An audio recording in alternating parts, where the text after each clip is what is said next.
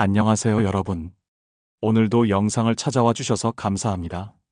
시작하기 전 이 채널에 아직 구독하지 않으셨다면 지금 바로 구독 버튼과 좋아요를 눌러주세요. 여러분의 작은 관심이 저에게 큰 힘이 됩니다. 여러분, 이런 경험 있으신가요? 식당에서 음식이 조금 늦게 나왔다고 종업원에게 소리를 지르는 사람, 경로당에서 사소한 오해로 큰 소리를 내는 이웃, 혹은 전화통화에서 약속 시간을 착각했다는 이유로 극단적인 분노를 표출하는 가족. 우리 주변에는 별것도 아닌 일에 쉽게 화를 내는 사람들이 있습니다. 솔직히 말씀드리면 이런 사람들을 만나면 가장 좋은 방법은 그냥 멀리하는 것입니다. 하지만 인생이란 그렇게 단순하지 않죠.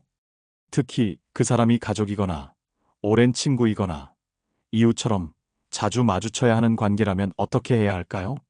이런 사람들과의 관계를 완전히 끊을 수 없는 상황에서는 우리에게 실질적인 대처 방법이 필요합니다. 제가 소개해드릴 방법들은 사실 그 화내는 사람 자체를 위한 것이 아닙니다. 이건 여러분 자신의 평화와 정신 건강을 지키기 위한 것입니다. 다른 사람의 감정 폭발이 여러분의 하루, 나아가 삶의 질을 망치지 않도록 하는 자기 보호의 기술인 것이죠. 결국 우리가 통제할 수 있는 것은 타인의 행동이 아니라 그에 대한 우리의 반응뿐입니다. 오늘은 이런 별것도 아닌 일로 화내는 사람을 현명하게 다루는 방법 5가지에 대해 이야기해 보려고 합니다. 첫째, 그들의 분노는 당신 때문이 아닙니다. 사소한 일에 과도하게 화를 내는 사람들의 특징은 무엇일까요? 대부분 그들의 분노는 실제 상황의 심각성보다 훨씬 큽니다. 그리고 그 이면에는 우리가 모르는 다른 이유가 있습니다. 김할아버지의 이야기를 들려드릴게요. 김할아버지는 73세로 10년 넘게 친구들과 함께 산책 모임을 하고 있습니다. 그는 평소 차분하고 온화한 성격으로 친구들의 신뢰를 받고 있었습니다. 어느 목요일 아침, 친한 친구인 이 할아버지와 약속한 공원 산책이 있었습니다. 김할아버지는 평소처럼 십시정각에 공원 입구에 도착했지만 이 할아버지는 20분이 지나도 나타나지 않았습니다. 결국 30분 늦게 이 할아버지가 서둘러 걸어오는 모습이 보였습니다. 누구나 겪을 수 있는 지각이었죠. 하지만 함께 산책하기로 한 박 할아버지의 반응은 예상 밖이었습니다. 도대체 시간관념이라는 게 있어요? 매번 이런 식으로 남의 시간을 낭비시키는 건가요? 나는 바쁜 사람이라고요. 당신 때문에 오늘 내 일정이 다 꼬였잖아요. 박 할아버지는 얼굴이 불그락푸르락해지며 주변 사람들이 들을 정도로 큰 목소리로 화를 냈습니다. 공원에 있던 다른 사람들이 놀란 표정으로 쳐다보았고 이 할아버지는 당황한 채 고개를 숙였습니다. 김 할아버지도 갑작스러운 상황에 어찌할 바를 몰랐습니다. 산책을 마친 후 김 할아버지는 벤치에 혼자 앉아있는 이 할아버지에게 다가갔습니다. 괜찮으세요? 박 씨가 오늘 좀 과했어요. 라고 위로하자 이 할아버지는 버스가 지연되는 바람에 늦었을 뿐인데 그렇게 화낼 일인가 싶네요. 라며 힘없이 말했습니다. 김 할아버지는 그날 오후 동네 약국에서 우연히 박 할아버지를 만났습니다. 평소라면 없었을 대화가 오갔습니다. 오늘 이 씨에게 너무 심하게 말씀하신 것 같아요. 박 할아버지는 한숨을 쉬며 말했습니다. 알아요. 사실 어젯밤부터 허리 통증이 너무 심해서 밤새 잠도 못 잤어요. 오늘 아침에는 고혈압 약을 먹었는데 부작용인지 어지럽고 속이 너무 불편했거든요. 그런데 거기에 기다리는 스트레스까지 더해지니 더 그랬나 봐요. 정말 미안해요. 내일 이 씨에게 사과하려고요. 박 할아버지의 고백을 들은 김 할아버지는 비로소 이해했습니다. 그의 과도한 분노는 이 할아버지의 지각 때문이 아니라 자신의 건강 문제와 신체적 고통 때문이었던 것입니다. 이처럼 별것도 아닌 일에 과도하게 화를 내는 사람들은 대부분 그 순간의 상황보다 더 깊은 곳에서 원인을 찾을 수 있습니다. 어쩌면 그들은 개인적인 위기를 겪고 있을지도 모릅니다. 건강에 이상이 생겼거나 자녀나 손자와의 관계에 문제가 있거나 경제적 어려움을 겪고 있을 수도 있죠. 또는 어릴 때부터 화를 어떻게 표현해야 하는지 제대로 배우지 못했을 수도 있어요. 어떤 사람들은 가정에서 분노 표현 방식을 건강하게 배우지 못하고 자랍니다. 부모님이 작은 일에도 폭발적으로 화를 내는 모습을 보며 자랐다면 그것이 정상이라고 생각할 수도 있죠. 그리고 어떤 사람들은 통제력을 잃는 것에 대한 두려움이 있어서 오히려 더 큰 소리로 화를 냅니다. 내가 이 상황을 통제할 수 없다라는 불안감이 분노로 표출되는 거죠. 때로는 그냥 컨디션이 안 좋은 날일 수도 있습니다. 잠을 못 잤거나 아프거나 약 부작용이 있거나 이런 단순한 이유가 감정 조절을 어렵게 만들기도 하니까요. 심리학자들은 이를 감정전이라고 부릅니다. 한 상황에서 발생한 감정이 전혀 상관없는 다른 상황에 영향을 미치는 현상이죠. 그들의 분노는 여러분을 향한 것이 아니라 그들 내면의 갈등이 투영된 결과일 수 있습니다. 따라서 별것도 아닌 일에 화를 내는 사람을 마주했을 때 가장 먼저 기억해야 할 것은 이것은 나에 관한 것이 아니다라는 사실입니다. 이런 인식은 상대방의 분노에 휘둘리지 않고 침착하게 대응할 수 있는 첫 번째 단계입니다. 둘째, 감정적 거리두기를 실천하세요. 상대방이 사소한 일에 과도하게 화를 낼 때 우리는 본능적으로 두 가지 반응 중 하나를 보이게 됩니다. 맞대응하거나 아니면 위축되거나. 하지만 이 두 가지 모두 상황을 개선하는데 도움이 되지 않습니다. 정할머니의 경험을 들려드리겠습니다. 정할머니는 73세로 오랫동안 손주들을 돌봐온 할머니입니다. 어느 날 막내 손자가 친구들과 놀다가 늦게 집에 들어왔습니다. 아들 내외는 출장 중이었고 정할머니가 손자를 돌보고 있었죠. 할머니, 제가 좀 늦었네요. 죄송해요. 정할머니는 손자의 사과에 따뜻하게 응답하려 했지만 함께 살고 있는 남편 박할아버지의 반응은 달랐습니다. 이 녀석아, 시간이 몇 시인지 알아? 할머니가 얼마나 걱정했는지 생각해봤어? 전화 한 통 없이 이렇게 늦게 들어오면 어떡해? 다시는 말도 없이 늦게 들어오지 마. 박할아버지는 목소리를 높이며 손자에게 소리쳤고 손자는 놀라서 고개를 숙였습니다. 정할머니는 순간 당황했지만 곧 자신만의 방법을 떠올렸습니다. 그녀는 마음속으로 천천히 10까지 세었습니다. 그리고 자신을 그 상황에서 한 발짝 떨어뜨려 마치 제3자가 된 것처럼 상황을 바라보았습니다. 남편은 지금 손자가 안전하지 않을까봐 걱정했던 마음이 컸고 그 불안감을 화로 표출하고 있구나. 이런 감정적 거리두기는 정할머니가 남편의 분노에 휘말리지 않고 침착하게 대응할 수 있게 해주었습니다. 그녀는 차분한 목소리로 응답했습니다. 여보, 우리 모두 걱정했던 마음은 같아요. 하지만 이제 손자가 무사히 돌아왔으니 먼저 따뜻한 물 한 잔 마시게 하고 이야기를 들어보는 게 어떨까요? 정할머니의 침착한 대응에 박할아버지는 점차 진정되었고 결국 세 사람은 손자가 늦은 이유와 앞으로의 약속에 대해 건설적인 대화를 나눌 수 있었습니다. 나중에 박할아버지는 손자와 정할머니에게 자신이 너무 과민하게 반응했다며 미안하다고 말했습니다. 감정적 거리두기를 실천하는 방법은 여러 가지가 있는데요. 먼저 상대방이 화를 낼 때 천천히 심호흡을 해보세요. 깊게 숨을 들이마시고 내쉬면서 마음속으로 10까지 세어보는 겁니다. 이렇게 하면 신기하게도 몸이 먼저 진정되고 그 다음 마음도 차분해집니다. 또 하나의 방법은 자신을 상황에서 잠시 떼어놓는 상상을 하는 거예요. 마치 연극을 보는 관객이 된 것처럼 한 발짝 물러서서 지금 상황을 바라보는 겁니다. 아, 저 사람이 지금 화가 났구나. 이게 어떻게 전개될까? 이런 식으로요. 그리고 계속 자신에게 말해주세요. 이건 나에 대한 것이 아니야. 저 사람의 문제일 뿐이야. 이렇게 스스로에게 상기시키는 것만으로도 상대방의 감정에 휘둘리지 않는데 큰 도움이 됩니다. 마지막으로 상대방의 감정과 행동을 구분해서 생각해 보세요. 예를 들어 누군가 소리를 지르는 행동은 분명 부적절하지만 그 이면에 있는 불안이나 두려움, 좌절감 같은 감정 자체는 충분히 이해할 만한 것일 수 있거든요. 행동은 비난받을 수 있어도 감정 자체는 존중받을 수 있다는 점을 기억하시면 좋겠습니다. 감정적 거리두기는 상대방의 분노가 우리의 감정을 지배하지 못하게 하는 효과적인 방패가 됩니다. 하지만 이것은 상대방의 감정을 무시하라는 의미가 아니라 오히려 더 명확하게 볼 수 있게 해주는 방법입니다. 셋째, 적극적 경청을 실천하세요. 사소한 일에 화를 내는 사람들은 종종 자신이 들리지 않는다고 느낍니다. 그들은 자신의 목소리가 무시되고 의견이 존중받지 못한다고 생각할 수 있습니다. 그래서 더욱 크게 소리치고 과도하게 반응하는 것입니다. 이런 상황에서 적극적 경청은 놀라운 효과를 발휘합니다. 상대방의 말을 진심으로 들으려는 노력은 그들의 분노를 빠르게 가라앉힐 수 있습니다. 김 약사의 사례를 보겠습니다.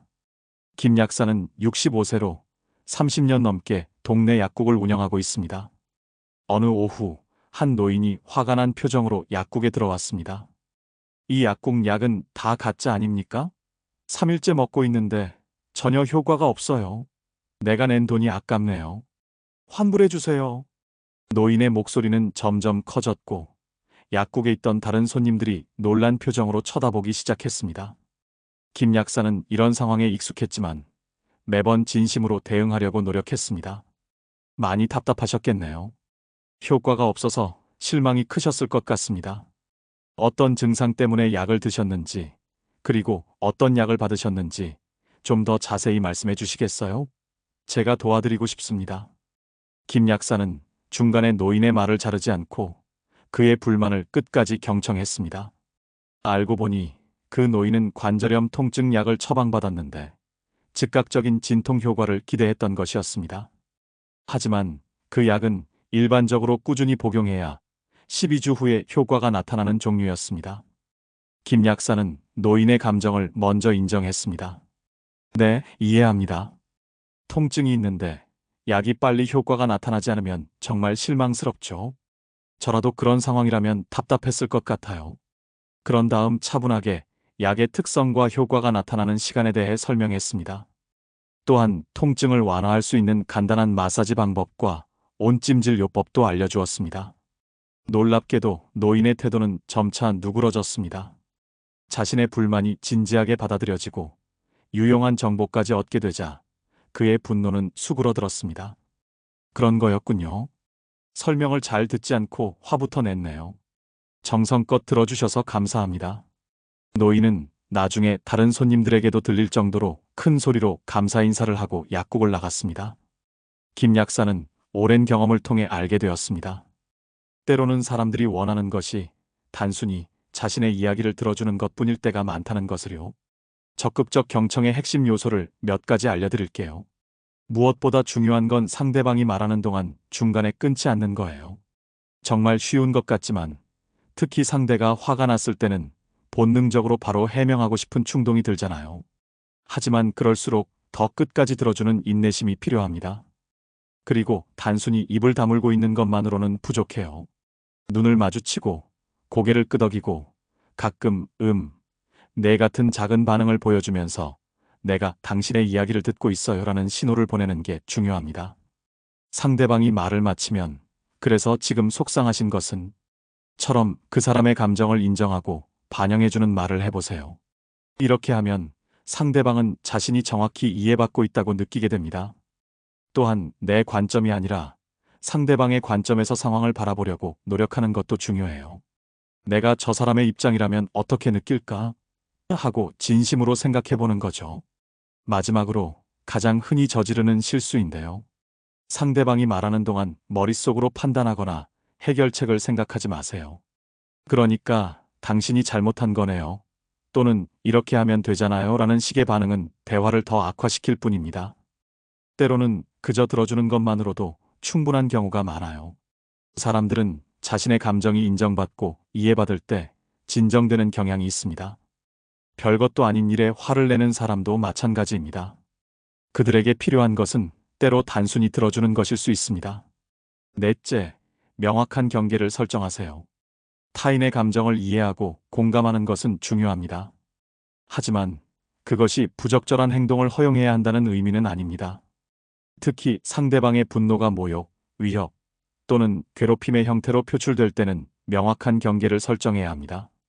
이 할머니의 사례를 살펴보겠습니다. 이 할머니는 70세로 동네 경로당에서 꽃꽂이 모임을 이끌고 있습니다. 그녀는 평소 온화한 성격으로 회원들의 신망을 받고 있었습니다. 하지만 최근에 새로 가입한 박 여사와의 관계에서 어려움을 겪고 있었습니다. 박 여사는 지역에서 꽤 알려진 사람이었고 꽃꽂이에도 자신만의 뚜렷한 스타일이 있었습니다. 처음에 이 할머니는 박 여사의 경험을 존중하며 함께 모임을 더 풍성하게 만들고 싶었습니다. 하지만 상황은 점점 악화되었습니다. 모임 중에 이 할머니가 회원들에게 조언을 하면 박 여사는 그런 오래된 방식은 이제 안 써요. 요즘은 아무도 그렇게 안 해요라며 그녀의 전문성을 무시하는 발언을 서슴지 않았습니다. 이런 일이 반복되면서 이 할머니는 모임 전날부터 불안감을 느끼게 되었고 평소처럼 즐겁게 꽃꽂이를 하기 어려워졌습니다. 결정적인 사건은 회원들 앞에서 박 여사가 이 할머니의 작품을 가리키며 이런 식으로 하면 꽃이 빨리 시들어요.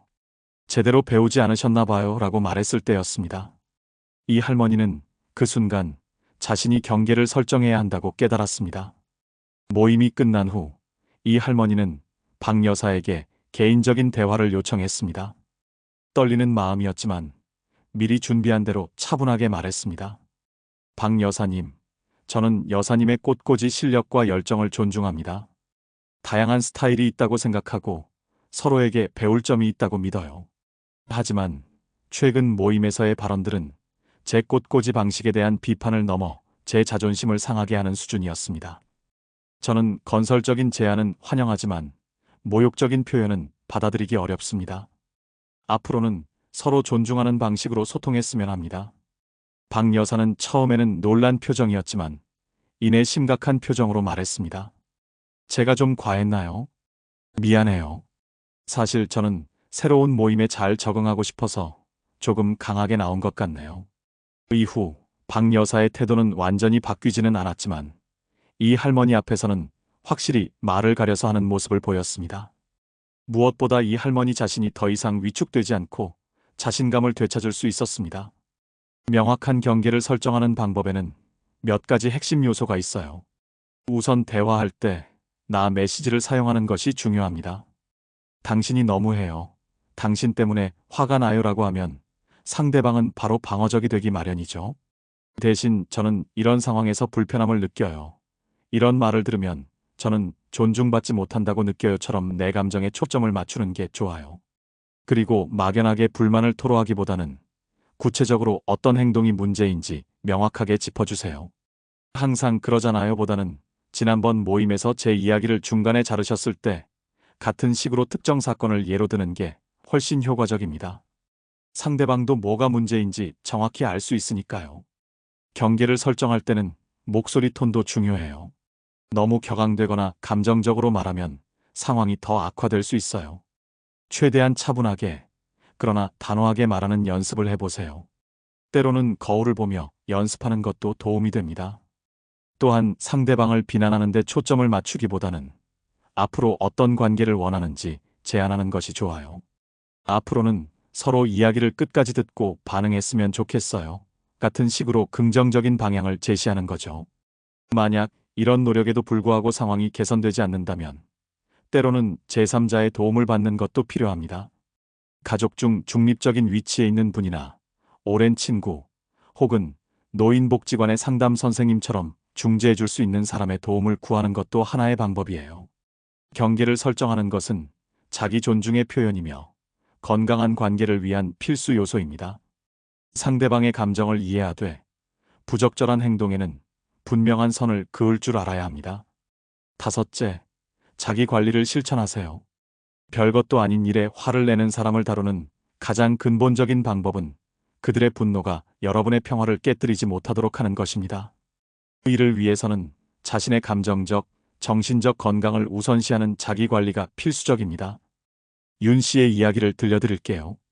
윤 씨는 68세에 퇴직한 은행원입니다. 그는 은퇴 후 취미로 시작한 스마트폰 활용법 강좌에서 박 씨를 만났습니다. 박 씨는 72세의 노신사로 배움에 대한 열정은 높았지만 새로운 기술을 익히는데 어려움을 겪었고 좌절할 때마다 강사나 주변 수강생들에게 짜증을 냈습니다. 이런 걸 누가 알아요? 설명을 이렇게 복잡하게 해서 어떻게 이해해요? 라며 소리를 지르기도 했습니다. 처음에 윤 씨는 박 씨의 짜증에 상처를 받았습니다. 함께 수업을 듣는 동료로서 도와주려고 했는데 오히려 화를 내니 당황스러웠기 때문입니다. 하지만 윤 씨는 오랜 세월 다양한 고객들을 응대하며 터득한 자기 관리 기술이 있었습니다. 그는 수업이 끝난 후 항상 30분간 공원을 산책했습니다. 신선한 공기를 마시며 걷는 동안 그날 있었던 불편한 감정들을 흘려보냈습니다. 또한 매일 아침 10분간의 명상으로 하루를 시작했고, 주말에는 가족들과 즐거운 시간을 보내며 긍정적인 에너지를 충전했습니다. 덕분에 윤 씨는 박 씨의 짜증에 개인적으로 상처받기보다는 그의 행동을 객관적으로 바라볼 수 있게 되었습니다. 박 씨는 새로운 것을 배우는 것이 두렵고 그 두려움이 짜증으로 표출되는 것이구나. 어느 날 수업 후 윤 씨는 박 씨에게 조심스럽게 다가갔습니다. 박 선생님, 혹시 커피 한 잔 하실래요? 제가 오늘 배운 내용 중에 특히 유용한 팁이 있어서 나누고 싶어요. 예상 외로 박 씨는 기꺼이 초대를 받아들였고 두 사람은 근처 카페에서 대화를 나누게 되었습니다. 편안한 분위기 속에서 윤 씨는 박 씨에게 공감을 표현했습니다. 저도 처음에는 이런 새로운 기술을 배우는 게 정말 어려웠어요. 때로는 좌절감도 많이 느꼈고요. 박 선생님 같은 분이 이렇게 도전하시는 모습이 정말 존경스럽습니다. 그 순간 박 씨의 표정이 변했습니다. 굳어있던 얼굴이 풀어지면서 그는 자신의 이야기를 털어놓기 시작했습니다. 사실, 난 새로운 것을 배우는 게 두려워요. 젊었을 때는 똑똑하다는 소리를 많이 들었는데, 이제는 머리가 예전 같지 않아서, 그리고 자녀들은 모두 바빠서 물어볼 사람도 없고요. 그날 이후 두 사람은 수업 전후로 함께 공부하는 시간을 가졌고, 박 씨의 짜증은 눈에 띄게 줄어들었습니다. 윤 씨의 적절한 자기관리와 공감 능력이 만들어낸 변화였습니다. 자기관리를 위한 실천 방법들을 소개해드리겠습니다. 규칙적인 운동, 충분한 수면, 균형 잡힌 식사 등 기본적인 건강관리를 소홀히 하지 마세요. 몸이 건강해야 마음도 건강할 수 있어요. 명상이나 심호흡 같은 방법으로 마음을 가라앉히는 연습을 해보세요. 하루에 5분만 투자해도 효과가 있답니다. 마음이 불편할 때는 일기를 쓰거나 믿을 수 있는 친구와 대화하면서 감정을 정리하는 시간을 가지세요. 산책, 정원 가꾸기, 음악 감상같이 여러분에게 즐거움을 주는 활동을 매일 조금씩이라도 하세요. 필요하다면 복지관이나 보건소의 상담 프로그램을 이용하는 것도 좋은 방법입니다. 감정 일기를 쓰면서 어떤 상황이 여러분을 특히 힘들게 하는지 파악해 보세요. 미리 알고 있으면 그런 상황에 대비할 수 있어요. 자기 관리는 단순히 스트레스를 피하는 것이 아니라 어려운 상황을 더 효과적으로 다룰 수 있는 정신적, 감정적 자원을 확보하는 것입니다. 나 자신이 안정되어 있을 때 다른 사람의 분노에 휘둘리지 않고 현명하게 대응할 수 있습니다. 지금까지 별것도 아닌 일에 화를 내는 사람을 다루는 방법 5가지에 대해 알아보았습니다. 정리해 볼까요? 첫째, 그들의 분노는 당신 때문이 아니라는 것을 인식하세요. 둘째, 감정적 거리두기를 실천하세요. 셋째, 적극적 경청으로 상대방의 감정을 인정해 주세요. 넷째, 명확한 경계를 설정하고 지키세요. 다섯째, 자기 관리를 통해 내면의 평화를 유지하세요. 이 5가지 방법은 별도로 존재하는 것이 아니라 서로 유기적으로 연결되어 있습니다. 상대방의 분노가 나 때문이 아님을 인식하고 감정적 거리를 두며 그들의 말을 진심으로 경청하되 부적절한 행동에는 경계를 설정하고 그 과정에서 자신의 평화를 지킬 수 있는 자기 관리가 필요합니다. 물론 모든 상황에 이런 방법이 효과적인 것은 아닙니다. 특히 다음과 같은 경우에는 다른 접근이 필요할 수 있어요. 첫째, 상대방이 주먹을 휘두르거나 물건을 던지는 등 신체적으로 위협적인 행동을 보일 때는 즉시 그 자리를 피하는 것이 최우선입니다. 둘째, 가족이나 이웃으로부터 지속적인 괴롭힘이나 모욕이 계속된다면 혼자 해결하려 하지 말고 주변의 도움을 구하세요. 셋째, 누군가 평소에도 자주 폭발적인 분노를 보이고 조절하지 못한다면 이는 전문적인 상담이나 치료가 필요한 문제일 수 있습니다. 이런 상황에서는 자신의 안전을 최우선으로 고려하고 필요하다면 복지관 상담사나 경찰의 도움을 구하는 것이 중요합니다. 저는 오늘 별것도 아닌 일에 화를 내는 사람을 다루는 방법에 대해 이야기했지만 사실 이런 기술은 모든 종류의 인간관계에서 유용합니다. 부모와 자녀, 부부, 이웃, 친구 관계, 어디서든 우리는 서로의 감정을 이해하고 존중하는 법을 배워야 합니다. 특히 현대 사회는 점점 더 빠르고 스트레스가 많아지고 있습니다. 그 결과 작은 좌절감이 커다란 분노로 폭발하는 일이 더 흔해지고 있죠. 이럴 때일수록 우리는 서로에게 조금 더 인내심을 가지고 조금 더 이해하려고 노력해야 합니다. 여러분 주변에도 별것도 아닌 일에 쉽게 화를 내는 사람이 있나요? 오늘 소개해드린 방법들이 그런 관계를 개선하는데 도움이 되길 바랍니다. 사실 우리가 이렇게 노력하는 이유는 대부분 그 사람이 배우자나 자녀, 손주들, 친한 친구처럼 소중한 사람이거나 이웃처럼 어쩔 수 없이 자주 마주쳐야 하는 상황이기 때문입니다. 만약 그렇지 않다면 굳이 이런 스트레스를 감수할 필요가 있을까요? 때로는 아무리 노력해도 상대방이 변하지 않을 수 있습니다. 그럴 때는 과감하게 손절하는 방법도 있습니다. 특히 그 관계가 여러분의 정신 건강을 심각하게 해치고 있다면 관계를 정리하는 것이 최선의 선택일 수 있습니다. 일반적인 친구나 지인과의 관계라면 자연스럽게 연락을 줄이거나 조용히 거리를 두는 방법도 있습니다. 하지만 가족이나 꼭 유지해야 하는 관계라면 자신의 한계를 인정하고 필요에 따라 관계의 거리와 깊이를 조절하는 지혜가 필요합니다.